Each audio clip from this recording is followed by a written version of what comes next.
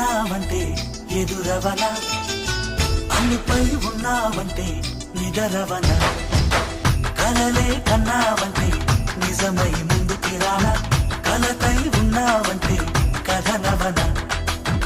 అమ్మలో ఉండే సగం అక్షరం నేనే, నాన్నలో రెండో సగం లక్షణం నేనే. అమ్మ తోడు నాన్న తోడు అన్ని నీకు అన్నే చూడు, చెల్లిపోని బంధం నేనమ్మా చిటి చెల్లెమ్మా.